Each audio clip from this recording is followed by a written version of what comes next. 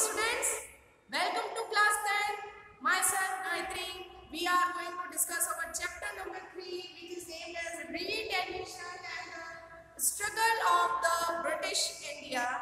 Okay, in our last class we read about the revolt of 1857 and which was known as the first freedom fight of India. In today's class we are going to discuss the other reasons of the India where this revolution was spread out, and also going to discuss the tribal rebels or tribal movements of the India. Students, हमने अपनी last class तक 1857 का revolt discuss किया था। Topic हमने start कर दिया था। हमने पढ़ा कि जो बेसिक रीजन थे वो क्या थे 1857 के रिवॉल्ट के।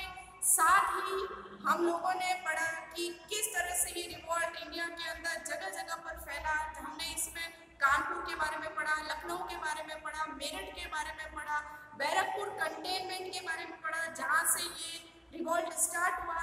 उसी के बाद हमने आगे आज हम क्लास के अंदर पढ़ने जा रहे हैं कि किस तरह से रिवॉल्ट बाकी इंडिया के अंदर और भी जगह स्प्रेड हुआ। ये बात ध्यान रखें आप स्टूडेंट्स की 1857 का रिवॉल्ट जो है अकेला आपके ऐसा क्वेश्चन है जो बोर्ड में 6 मार्क्स तक के जो लॉन्ग ऐसे टाइप क्वेश्चन आते हैं उसमें पूछा जाता है। ठीक है, तो स्टार्ट करते हैं बच्चों हम अपना चैप्टर। लास्ट क्लास के अंदर हम लोग लखनऊ और कानपुर तक जो है इस चैप्टर को या इस टॉपिक को रीड कर चुके थे, जहां हमने पढ़ा था कि जो नाना साहिब थे जिन्होंने कानपुर के अंदर इस रिवॉल्ट को लीड किया था, लेकिन बाद में 1858 के अंदर कानपुर पर ब्रिटिशर्स का वापस कंट्रोल हो गया। आज हम आगे उससे पढ़ने वाले हैं। देखते हैं क्या क्या मेन इवेंट्स रहे 1857 के रिवॉल्ट के। ठीक है, तो यहाँ जो टॉपिक है वो आज हम शुरू कर रहे हैं झांसी से। ठीक है, आप सब जानते हैं एट प्रेजेंट की जो झांसी है ना। और इसी के अलावा आप लोगों को ये भी बता दें कि यहाँ पर हम रानी लक्ष्मीबाई के बारे में बात करेंगे। ठीक है, शुरुआत से ही रानी लक्ष्मीबाई के साथ जो झांसी की कह सकते हैं कि बाद में रूलर बनी, ब्रिटिशर्स के डिस्प्यूट चल रहे थे आपस में। जो ब्रिटिशर्स थे जो इंपीरियलिस्टिक पॉलिसी को लेके चल रहे थे, ये ब्रिटिशर चाह रहे थे कि झांसी को भी जो है ब्रिटिश इंडिया के अंदर मर्ज कर लिया जाए। ठीक है, लेकिन उन्हें एक कह सकते हैं कि ब्रिटिशर्स को एक मौके की तलाश थी, एक ऐसा उनको चाहिए था कोई कारण कि जिसके बेस पर वो झांसी पर अपना कंट्रोल कर सके। अब यहाँ पर झांसी के अंदर क्या हुआ कि जो रानी लक्ष्मीबाई है ना, इनके जो हस्बैंड थे उनकी डेथ हो जाती है। डेथ के बाद में रानी लक्ष्मीबाई का एक बेटा था जिसको रूलर बनाया गया, लेकिन इनका ये बेटा बहुत ज़्यादा छोटा था। ठीक है ना, बहुत ही ज़्यादा छोटा था, जिसके कारण रानी लक्ष्मीबाई ने अपने बेटे के नाम से झांसी के किंगडम को स्टार्ट किया, चलाना शुरू किया, लेकिन बाद में जितनी पावर थी उन्होंने अपने हाथ में रखी और यही ब्रिटिशर्स को एक चांस मिल गया या ये कह सकते हैं कि मौका मिल गया झांसी को अंडरटुक करने का। कारण ये रहा या ये कह सकते हैं कि एक्चुअल के अंदर जो लॉर्ड डलहौजी हम लोग पढ़ चुके हैं, लॉर्ड वेलेस्ली पढ़ चुके हैं, जिनकी इंपीरियलिस्टिक पॉलिसीज थी, मतलब साम्राज्य को जैसे तैसे बढ़ाना है। ठीक है, जिसके कारण इन लोगों ने झांसी की रानी पर ये ब्लेम लगाए कि जब तक उनका बेटा जो है वो नाबालिग है और जब तक वो बड़ा नहीं हो जाता झांसी पर ब्रिटिशर्स का कंट्रोल रहेगा। लेकिन रानी लक्ष्मीबाई इस बात पर अड़ी रहेगी, झांसी पर उनका ही राज रहेगा। और इस चीज को लेकर ब्रिटिशर्स और झांसी की रानी लक्ष्मीबाई के बीच में एक स्ट्रगल हुआ, एक वॉर हुआ। तो जान लेते हैं क्या क्या बातें थी मेन इवेंट से। तो जून 1857 AD झांसी की बात कर रही हूँ मैं। ठीक है, रानी लक्ष्मीबाई अपने हस्बैंड की डेथ के बाद में बेटा बहुत छोटा होने के कारण ये जो है झांसी की रूलर बनी, रानी बनी यहाँ की। And April 1858 AD sir huge was invented Jhansi, और अप्रैल 1858 के अंदर झांसी पर जो ब्रिटिश कमांडर थे जिनका नाम सर यूरोस था, इसने अटैक किया और झांसी पर अपना कंट्रोल कर दिया। रानी लक्ष्मीबाई एंड भारतीय तोपें proceed toward झांसी पर ब्रिटिशर्स का कंट्रोल हो गया, तो यहाँ से झांसी की रानी लक्ष्मीबाई और इनका साथ देने वाले तात्या टोपे दोनों ही अपने आप को बचाने के लिए ग्वालियर की तरफ चले गए। अगर आपको याद हो बच्चों, लास्ट की क्लास में मैंने आपको बताया था कानपुर के नाना साहेब की हेल्प की थी तात्या टोपे ने। तात्या टोपे जो है वो एमपी के मध्य प्रदेश के रहने वाले थे, बहुत ही स्ट्रॉन्ग कह सकते हैं कि अपोजिट थे ब्रिटिशर्स के, बहुत बड़े रिबेलियन थे, क्रांतिकारी थे। ठीक है, इनका जो कह सकते हैं कि इनकी जो पहली लाइफ थी, या ये कह सकते हैं कि शुरुआती इनकी लाइफ जो है वो मध्य प्रदेश के अंदर इनकी बीती। ठीक है, पूरा नाम जो था इनका था आत्माराम पांडुरंग। ठीक है, ये तात्या टोपे का नाम था, लेकिन अंग्रेजों से बचने के लिए इन्होंने अपने हुलिये को बदल लिया, अपने नाम को बदल लिया और जगह जगह रिवॉल्यूशन करते रहे और अंग्रेजों से बचते रहे। तो बाद में जब कानपुर में नाना साहब, या ये कह सकते हैं कि कानपुर पर ब्रिटिशर्स का कंट्रोल हो गया, तो ये कानपुर छोड़कर कहाँ चले गए थे? झांसी चले गए थे, जहाँ पर इन्होंने लक्ष्मीबाई की हेल्प की। लेकिन बाद में जब झांसी पर भी ब्रिटिशर्स का कंट्रोल हो गया, तो तात्या टोपे जो है रानी लक्ष्मीबाई के साथ में कहाँ चले गए? ग्वालियर चले गए। ठीक है, तो यहाँ पर ये चीज ध्यान रखना है कि रानी लक्ष्मीबाई की हेल्प की थी तात्या टोपे ने, दोनों ही भागकर चले गए थे कहाँ पर? ग्वालियर। और जून 1858 में ब्रिटिश ऑक्युपाइड ग्वालियर, और ब्रिटिशर्स ने इनका ग्वालियर तक पीछा किया और ग्वालियर पर भी अपना कंट्रोल कर लिया। तो वहां से बाद में तात्या टोपे और रानी लक्ष्मीबाई दोनों ही बड़ी बहादुरी के साथ में ब्रिटिशर्स के साथ में इन्होंने बैटल फाउट किया, जिसमें रानी लक्ष्मीबाई जो है वो शहीद हो गई और तात्या टोपे को अंग्रेजों के वफादार जो था लैंडलॉर्ड था, ठीक है, उसने बाद में तात्या टोपे को पकड़वाने में अंग्रेजों की मदद की। बाद में तात्या टोपे को फांसी की सजा सुनाई गई। तो इस तरह से आप लोग देख सकते हैं कि 17 June 1858 the Rani Lakshmibai received martyrdom। तो इस तरह से 17 जून 1858 के अंदर रानी लक्ष्मीबाई झांसी को बचाते बचाते ब्रिटिशर से लड़ी और इसी में इनकी डेथ हो गई।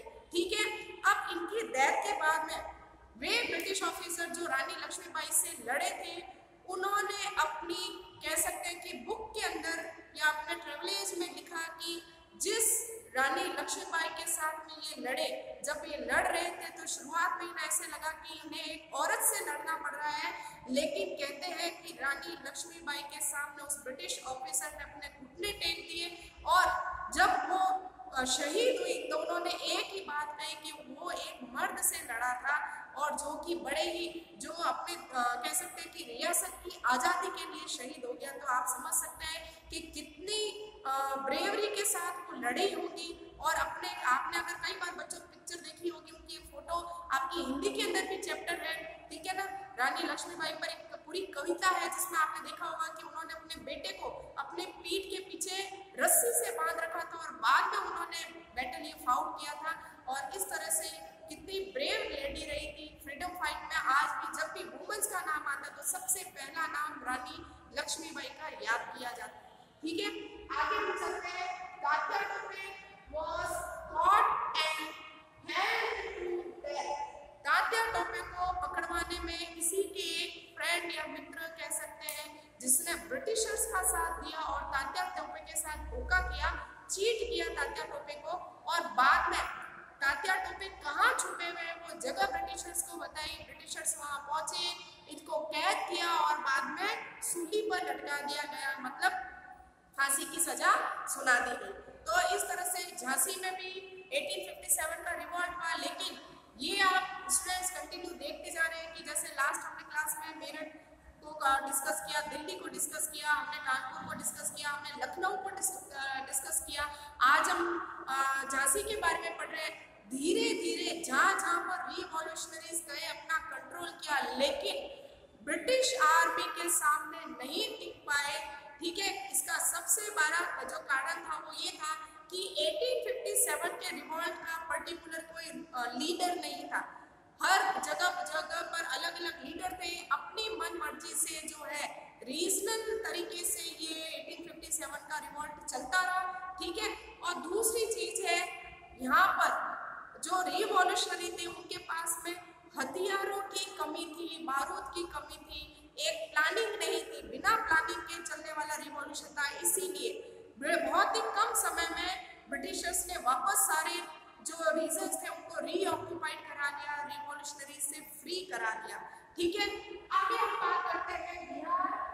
The revolution lead by the landlord Kunwar Singh. ये ध्यान में रखना बच्चों, कई बार इस चैप्टर में से आपके बोर्ड एग्जाम में 1 मार्क का क्वेश्चन भी पूछा जाता है, हाफिली में कई बार आता है। आपको पर्टिकुलर एरिया दिया जाएगा और उसका लीडर पूछा जाएगा कि 1857 का जो रिवॉल्ट था उसमें बिहार से का जो लीडर था कौन था, या झांसी का लीडर कौन था, या कानपुर से कौन था, लखनऊ से कौन था। तो ये आपको बच्चों ध्यान में रखना पड़ेगा। ठीक है, तो यहाँ आप जान लीजिए कि ब्रिटिश जो बिहार है यहाँ पर भी रिवॉल्यूशन हुआ। यहाँ का जो लीडर था वो यहाँ का लोकल लैंडलॉर्ड था जिसका नाम था कुंवर सिंह। ठीक है, he defeated the British officer Mabel, colonial Dex and the Mark and the Douglas। इसमें बिहार के अंदर जितने भी ब्रिटिश कमांडर आए थे जो कि वापस बिहार को कंट्रोल करना चाह रहे थे, सबके साथ इसने बैटल फाउट किया और इन सारे ब्रिटिश ऑफिसर्स को इसने डिफीट किया, हरा दिया। ठीक है, अप्रैल 1858 कुंवर सिंह रीऑक्युपाइड दिस स्टेट और अप्रैल 1858 तक कुंवर सिंह ने बिहार वाले पूरे रीजन को अंग्रेजों से मुक्त करा लिया, अंग्रेजों से फ्री करा लिया। ठीक है, और इसके बाद देखते हैं 26 अप्रैल 1858 the Kunwar Singh fought war against the Britishers but was unsuccessful। लेकिन ब्रिटिशर्स आसानी से हार मानने वाले नहीं थे, इसीलिए 26 अप्रैल 1858 को ब्रिटिशर्स ने बिहार पर वापस अटैक किया, कुंवर सिंह पर वापस अटैक किया और इस तरह से जो कुंवर सिंह थे वो ब्रिटिशर से बैटल इन्होंने फाउट किया, लेकिन ये अनसक्सेसफुल रहे। तो सिंपल सी बात है, ये कह सकते हैं अप्रैल 1858 के अंदर बिहार को ब्रिटिशर्स ने वापस रीऑक्युपाइड कर लिया, वापस ब्रिटिश इंडिया में मर्ज कर लिया था। ठीक है, और in Bareilly the Bahadur Khan participate in the revolt और बरेली के अंदर इस रिवॉल्ट को जो है उसमें पार्टिसिपेट करने किया था बहादुर खान ने, जिन्होंने बरेली से इस रिवॉल्ट को लीड किया। तो स्टूडेंट्स, इस तरह से आप देख रहे हैं कि हमने सारे इवेंट पढ़ लिए 1857 के रिवॉल्ट के, और ये भी आपने देखा होगा कि ये रिवॉल्ट जो है अनसक्सेसफुल रहा। सबसे बड़ा कारण जो था, लीडर नहीं था, प्लानिंग नहीं थी, समय से पहले स्टार्ट हुआ। और इसी के साथ में अगर हम नॉर्थ इंडिया की बात करें तो यहाँ पर और बिल्कुल साउथ इंडिया के अंदर ये रिवॉल्ट बहुत कम फैला। तो ये कह सकते हैं कि यूनाइटेडली पूरी इंडिया में ये रिवॉल्ट नहीं फैल पाया, जिसके कारण ये रिवॉल्ट अनसक्सेसफुल रहा। 1858 के एंड तक आते आते पूरी इंडिया पर वापस ब्रिटिशर्स का कंट्रोल हो गया। और सबसे इम्पोर्टेंट बात ये कि 1857 के रिवॉल्ट के बाद में ईस्ट इंडिया कंपनी का इंडिया से कंट्रोल हमेशा के लिए खत्म हो गया और इंडिया की जो पॉलिटिकल पावर है वो ब्रिटेन या इंग्लैंड की महारानी, या ये कह सकते हैं कि इंग्लैंड की गवर्नमेंट के हाथ में चली गई। तो अब आप यहाँ पर ये चीज वापस समझे, 1857 तक इंडिया को कौन गवर्न कर रहा था? ये इंडिया की पॉलिटिकल पावर कंपनी के हाथ में थी, जिसको ईस्ट इंडिया कंपनी कहते हैं। ठीक है, लेकिन रिवॉल्ट में जब स्थिति बिगड़ गई, कंडीशंस बिगड़ने लगी, तो इंग्लैंड की गवर्नमेंट को ये बात पता चल गई थी कि अब इंडिया को कंपनी कंट्रोल नहीं कर सकती। ठीक है, अगर कंपनी कंट्रोल करेगी तो आने वाले समय में और ज्यादा रिवॉल्ट होंगे और कंट्रोल करना मुश्किल हो जाएगा। इसीलिए 1858 के अंदर एक जो कह सकते हैं कि इंडिया का एक लॉ जो है वो पास हुआ इंग्लैंड के अंदर, जिसमें ये कहा गया कि अब से ईस्ट इंडिया कंपनी का इंडिया के ऊपर पॉलिटिकल कंट्रोल नहीं होगा और इंडिया को गवर्न करने का काम ब्रिटिश गवर्नमेंट डायरेक्टली करेगी। इसके लिए इंग्लैंड से भारत के अंदर एक भारत मंत्री या भारत मिनिस्टर जो है वो अपॉइंट किया गया। गवर्नर जनरल का एक नया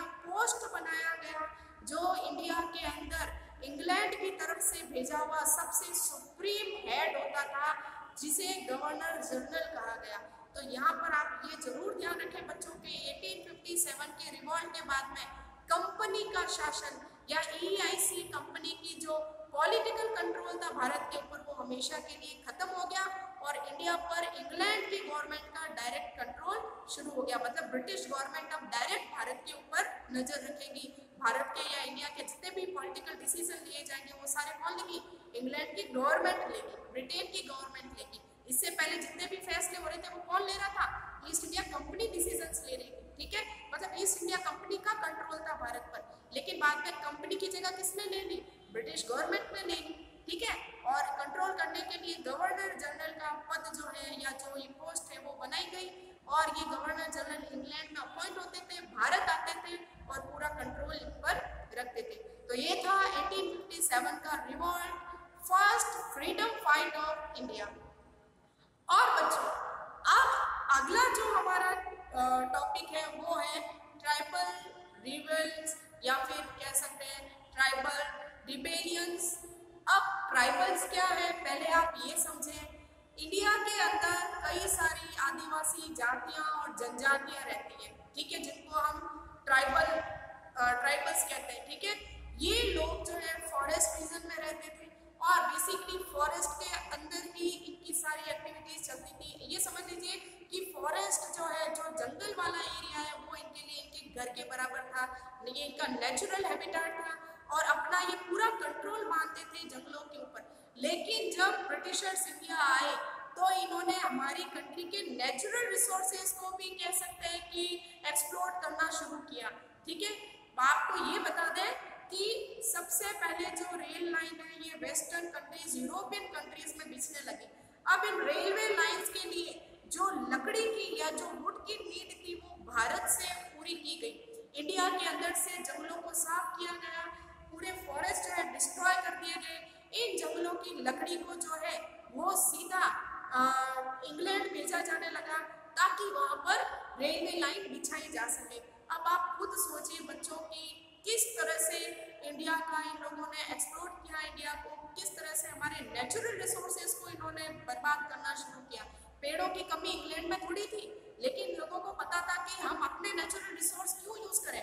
जब हमारे पास इतनी कॉलोनीज है तो क्यों ना जो हमारे गुलाम देश है वहां से लकड़ियां मंगवाएं। तो इसीलिए इंडिया के अंदर इन लोगों ने फॉरेस्ट रीजन को डिस्ट्रॉय करना शुरू किया। इंडिया में ब्रिटिशर्स ने फॉरेस्ट पॉलिसी बनाई। इस पॉलिसी में इन्होंने फॉरेस्ट रीजन को 3 कैटेगरी में डिवाइड किया। ठीक है, तो इस तरह से आप ये समझ सकते हैं कि ये ट्राइब्स, ये आदिवासी लोग जो जंगलों में रहते थे, इनके सारे राइट्स, इनके अधिकार इनसे छीन लिए गए। अब आपको ये तो पता ही होगा कि ऑब्वियसली अगर ट्राइब जो है जो फॉरेस्ट रीजन में रह रहे हैं तो इनका मतलब इनके लाइफ की सारी नीड फॉरेस्ट से पूरी होती है, चाहे वो फूड की नीड हो।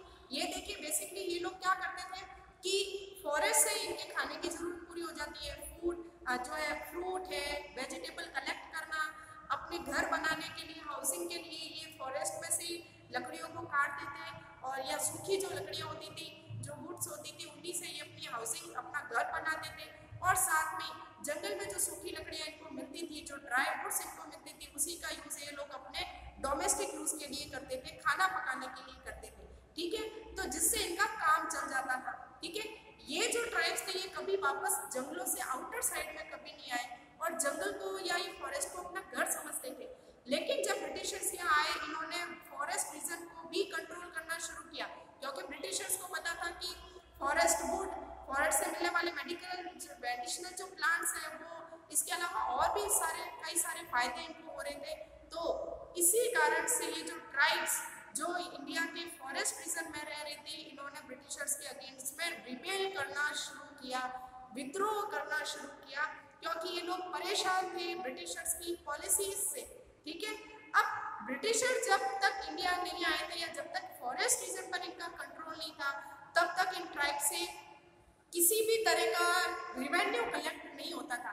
लेकिन बाद में इन लोगों ने, ब्रिटिशर्स ने फॉरेस्ट रीजन से भी रिवेन्यू कलेक्ट करना स्टार्ट कर दिया। मतलब अब इन जंगल के अंदर रहने वाले ट्राइब्स को भी लैंड रिवेन्यू देना पड़ता था। ठीक है, इसी के साथ में इन पे रोक लगा दी गई कि फॉरेस्ट के अंदर जो भी वुड है, या जो भी फ्रूट है, जो वेजिटेबल है, उसका यूज है ये लोग नहीं करेंगे। और इसी के अलावा फॉरेस्ट की लकड़ियों को काट कर ये अपने हाउसिंग में यूज नहीं करेंगे, शिप बनाने में यूज नहीं करेंगे। तो आप सोच लीजिए कि वे ट्राइब जो आज से हजारों सालों से फॉरेस्ट रीजन के अंदर रह रही है, उनका खुद का जो जिन जंगलों को ये अपना घर समझते हैं, है ना, उसी के ऊपर इनका कंट्रोल नहीं है। ठीक है, तो अब हम लोग यहाँ देख लेते हैं कि हम लोग डिस्कस कर रहे हैं बच्चों ट्राइबल मूवमेंट्स के बारे में। मेन रीजन जानेंगे कि क्या कारण है कि इंडिया के अंदर जगह जगह पर ये ट्राइबल मूवमेंट्स हुए। तो देखते हैं, after the battle of Buxar in 1764 the east India company started the process of transforming the India into British India. ये ध्यान रखिएगा बच्चों, 1764 बक्सर बैटल हम लोग पढ़ चुके हैं। ईस्ट इंडिया कंपनी ने मद्रास, बिहार और ओडिशा पर जो है, मद्रास, बंगाल और उड़ीसा पर अपना पॉलिटिकल कंट्रोल एस्टेब्लिश किया था। और अब धीरे धीरे ब्रिटिश ईस्ट इंडिया कंपनी जो है वो इंडिया को ब्रिटिश इंडिया में कन्वर्ट करने पर तुली हुई थी। ब्रिटिश इंडिया का मतलब वो इंडिया जिस पर अंग्रेजों का कंट्रोल है। ठीक है, तो ये पहली बार के बक्सर का जो वॉर है वहां से शुरू होती है इनकी पॉलिटिकल जर्नी अंग्रेजों की। ठीक है, आगे हम बात करते हैं। This process of colonization gave rise to the several mass revolt। ये जो colonization इन ब्रिटिशर्स ने स्टार्ट किया, इसके कारण इंडिया के अंदर कई सारे रिवोल्ट हुए। अब colonization का मतलब क्या है, सिंपल सा समझ लीजिए, एक बहुत ही लेस पावरफुल कंट्री पर जब किसी पावरफुल कंट्री का इकोनॉमिक और पॉलिटिकल कंट्रोल हो जाता है तो उस लेस पावरफुल कंट्री को कॉलोनी कहते हैं। सिंपल सा कहे तो गुलाम। ठीक है, तो ये प्रोसेस जो था ब्रिटिशर्स ने स्टार्ट किया। अब इसके रीजन अगर हम देखें बच्चों, तो देखें the reason of tribal movement number 1, the tribal losing their independence. Tribes की जो इंडिपेंडेंस है, जो आज़ादी थी, वो धीरे धीरे खत्म होने लगी, क्योंकि अब इनको फॉरेस्ट रीजन में जहाँ पर ये अपना एक आज़ाद जिंदगी जी रहे थे वहाँ पर इन पर कई सारे ब्रिटिशर्स ने रिस्ट्रिक्शंस लगा दिए। जैसा मैंने अभी बताया, फ्रूट्स नहीं लेने हैं, वेजिटेबल्स आप नहीं जंगल की यूज कर सकते, वुड कलेक्ट नहीं कर सकते, वुड काट नहीं सकते, अपने हाउसिंग में आप फॉरेस्ट वुड का यूज नहीं कर सकते, टैक्स आपको देना पड़ेगा। तो कई सारे कह सकते हैं कि लोगों के ऊपर बैन लगा दिए गए, कई सारी तरह की रोक लगा दी गई। तो ट्राइबल जो थे, जो जंगलों में रह रहे थे, इनकी इंडिपेंडेंस खत्म कर दी इन ब्रिटिशर्स ने। सेकंड आ जाएगा the foreign interference in the Nations administration.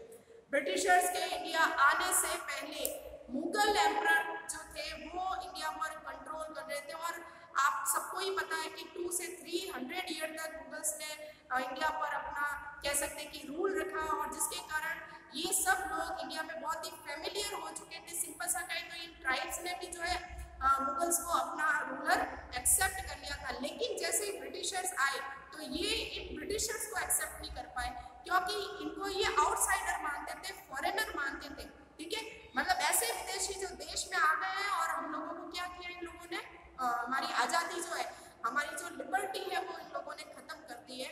तो इसीलिए इन लोगों ने जो नेशन का एडमिनिस्ट्रेशन है उसमें इंटरफेरेंस करना शुरू कर दिया, जो ट्राइब्स को बिल्कुल भी बर्दाश्त नहीं था। ठीक है, इसके अलावा डिमांड ऑफ एक्सेसिव टैक्स, ये ध्यान में रखना, ये ध्यान में रखना सबसे बड़ा रीजन था ट्राइबल मूवमेंट होने का, रिबेल होने का, कि यहाँ पर फॉरेस्ट रीजन में रहने वाली ट्राइब से भी एक्सेसिव टैक्स कलेक्ट किया जाने लगा और ट्राइब्स नहीं चाह रही थी ये टैक्स देना। ठीक है, इसके अलावा decline in the economy of country, और धीरे धीरे हमारी कंट्री की इकोनॉमी जो है वो भी डेक्लाइन तक चली गई। ये हम ऑलरेडी डिस्कस कर चुके हैं कि किस तरह से इन्होंने हमारी जो नेचुरल रिसोर्सेज है, जितने भी मनी के रिसोर्सेज थे, वो पूरी तरह से इन लोगों ने ब्रिटिशर्स ने खत्म कर दिए थे। ठीक है, तो ये मेन रीजन थे इस रिवॉल्ट के। अब एक इम्पॉर्टेंट बात बच्चों, आपके बोर्ड एग्जाम के अंदर 1857 के रिवॉल्ट के बाद अगर मैं बात करूं ट्राइबल मूवमेंट की, तो पूरा एक क्वेश्चन आता है जिसमें आपको सारे के सारे ट्राइबल मूवमेंट डिस्क्राइब करने होते हैं। 6 मार्क का ये क्वेश्चन यहाँ से बनता है, और पिछले साल के लास्ट ईयर और उससे लास्ट ईयर के क्वेश्चन पेपर में ये क्वेश्चन आ चुका है। तो तो आप ये समझ लीजिएगा अगर हम बोर्ड वेव से देखें तो बहुत इंपॉर्टेंट टॉपिक बच्चों हम लोग डिस्कस कर रहे हैं, ठीक है। तो अब हम बात करते हैं सन्यासी रिबेल ऑफ बंगाल, ठीक है। सन्यासी कौन थे? बंगाल की एक ट्राइब थी, आदिवासी थे जो जंगल में रहते थे, ठीक है। तो अब बंगाल की तरफ चल रहे हैं, बंगाल में सन्यासी रिबेल पढ़ रहे हैं। आपको पहले ही बता दूं कि बक्सर का जो वॉर है 1764 ये बंगाल को लेकर ही हुआ था। यहाँ पर जो मीर कासिम था उसको ब्रिटिशर्स ने हराया था, तो इसीलिए बंगाल से ही शुरुआत हो रही है इस रिबेल की भी। सन्यासी कौन है? यहाँ के फॉरेस्ट रीजन में रहने वाली एक ट्राइब थी, आदिवासी जाति थी, ठीक है। अब देखते हैं रीजन क्या है। The Britishers strictly collected tax. पहला रीजन क्या इस रिबेल का कि ब्रिटिशर्स यहाँ से एक्सेसिव टैक्स जो है वो कलेक्ट कर रहे थे, बहुत ज्यादा टैक्स वसूल किया जा रहा था। Second, Britishers ban the religious travel for pilgrimage. ये आप याद रखिएगा, यहाँ पर ब्रिटिशर्स ने ये सन्यासी जो थे ये साल में एक बार अपनी रिलीजियस ट्रेवल के लिए हरिद्वार जाते थे या दूसरी जगह जो भी ये मानते थे वहाँ पर ये लोग यात्रा करने, जिसको अपन तीर्थ यात्रा कहते हैं, अपनी पवित्र जगहों पर अपने पिलग्रिमेज पर जाते थे, वहाँ पर रिलीजियस ट्रेवल करने के लिए, दर्शन करने के लिए। लेकिन ब्रिटिशर्स ने रिलीजियस ट्रेवल पर बैन लगा दिया, मतलब अब कोई भी सन्यासी ट्राइब जो है वो रिलीजियस ट्रेवल पर नहीं जा सकती। और बच्चों मैंने पहले भी बात बताया कि जब बात लोगों के लिए रिलीजियस सेंटिमेंट से जुड़ी होती है तो लोग कुछ भी बर्दाश्त नहीं करते, ठीक है। तो यहाँ पर जब इनकी रिलीजियस ट्रेवल बंद कर दी गई तो इसके कारण ये रिवॉल्ट स्टार्ट हुआ, ठीक है। The Sannyasi revolt and looted the hubs, treasuries and of the company. सन्यासियों ने, यहाँ पर रहने वाले जो ये सन्यासी थे, इन्होंने रिवॉल्ट किया, ब्रिटिशर्स के ट्रेजर को लूटा, ठीक है। And the Warren Hasting, the Warren Hastings crushed the revolt according to the book Anand wrote by the Bankim Chandra Chatterjee। most important tip कर लेना बच्चों आप इसको कि वॉरेन हेस्टिंग जो उस समय इंडिया के गवर्नर जनरल बन के आए थे, इन्होंने इस रिवॉल्ट को पूरी तरह से खत्म कर दिया। कई सारे सन्यासी जो है वो इस रिवॉल्ट में मारे गए और इनसे इनके नेचुरल राइट्स जो थे वो सारे छीन लिए गए। और इसके साथ ही सन्यासियों का जो ये रीजन था उसके ऊपर ब्रिटिशर्स का कंट्रोल हो गया। ऐसी इंफॉर्मेशन हमको कहाँ से मिलती है? तो बुक का नाम है आनंद मठ, आपके एग्जाम में 1 मार्क्स में आने वाला क्वेश्चन है ये, ठीक है। और इसका जो राइटर है वे थे बंकिम चंद्र चटर्जी, ठीक है। तो इस तरह से यहाँ पर ये वाला क्वेश्चन बनता है बच्चों की आनंद मठ बुक जो है वो किसने लिखी थी? बंकिम चंद्र चटर्जी ने लिखी थी। तो बच्चों ये था आपके सन्यासी रिबेल। ऐसा ही एक छोटा सा रिबेल और है जिसको हम कोल रिबेल के नाम से जानते हैं। रीजन लगभग वही रहे, लेकिन एक दो रीजन की अगर हम बात करें तो आप देखिए कोल रिबेलियन रीजन क्या है? Britishers mall administration. Mall administration का मतलब बुरा शासन। ब्रिटिशर्स का जो यहाँ पर एडमिनिस्ट्रेटिव सिस्टम था वो बहुत ही ज्यादा बुरा था, ठीक है। और secondly the racket land revenue. Racket का मतलब स्ट्रिक्टली इन ट्राइब से जो कोल है इनसे रिवेन्यू कलेक्ट किया जा रहा था बहुत ही स्ट्रिक्टली, ठीक है। And the misbehaviour of local officers, और इसी के साथ में यहाँ के जो लोकल ऑफिसर्स थे वो भी इन कोल ट्राइब्स के साथ में बहुत ज्यादा मिसबिहेव कर रहे थे। और land was snatched away from the latter, that is mundas, and allotted to outsider। और सबसे बड़ा कारण इस रिबेल का ये था कि यहाँ पर ये जो कोल ट्राइब थी ये जिस जमीन पर एग्रीकल्चर प्रोडक्शन करते थे, खेती बाड़ी करते थे, एक्चुअल में ये जमीन यहाँ के लैंडलॉर्ड जो मुंडा जाति के थे, मुंडा एक जाति है, जनजाति है, इनके कंट्रोल में थी। लेकिन ब्रिटिशर्स ने इन लैंडलॉर्ड से ये जमीन छीनकर जंगल के बाहरी लोगों को अलॉट कर दी। और आपको पता है जंगल का कानून ये कहता है कि कोई भी बाहर का आदमी अंदर जंगल के अंदर एंटर नहीं कर सकता और उसे ऐसा अधिकार नहीं होता है, ठीक है। लेकिन यहाँ पर आउटसाइडर को अलाउ कर दिया गया जंगल में जाने का, वहाँ पर उस लैंड रिवेन्यू का, उस जमीन का यूज करने का। तो ये मेन रीजन है कोल रिबेल के। और इसी के साथ आप देखें the river spread to the Ranchi, Singhbhum और हजारीबाग। तो इसका मतलब आप ये समझ लीजिए कि जो कोल रिबेल है, ये जो जगह मैं आपको बता रही हूँ, रांची, सिंहभूम और हजारीबाग उड़ीसा और झारखंड वाला रीजन है जहाँ पर ये ट्राइब रहती थी, ठीक है। और बाद में इस कह सकते हैं कि ये जो रिबेल था इसको भी ब्रिटिशर्स ने बड़ी बुरी तरीके से खत्म कर दिया। इनकी जो लैंड थी, जो जमीन थी, वो आउटसाइडर को अलॉट कर दी गई, इनसे इनके राइट्स छीन लिए गए। तो इस तरह से ये कोल रिबेल रहा। कल की क्लास में बच्चों हम आगे और कुछ ट्राइबल मूवमेंट्स पढ़ने वाले हैं, ट्राइबल रिबेल्स पढ़ने वाले हैं। और ये भी याद रखिएगा कि बहुत इंपॉर्टेंट टॉपिक है, आपके बोर्ड के बीच से अगर देखा जाए तो बहुत पूरा का पूरा एक डिटेल क्वेश्चन आपका आता है। और जो नोट्स मैं बोर्ड पे लिखवा रही हूँ इस रिबेल को लेकर, ठीक है, ये बहुत ही सेटिस्फाइड नोट्स हैं आपके बोर्ड एग्जाम के बीच से अगर हम देखें तो, ठीक है। तो आज की क्लास में बच्चों इतना ही, कल वापस इसी टॉपिक के साथ मिलेंगे। तब तक के लिए thank you and good bye.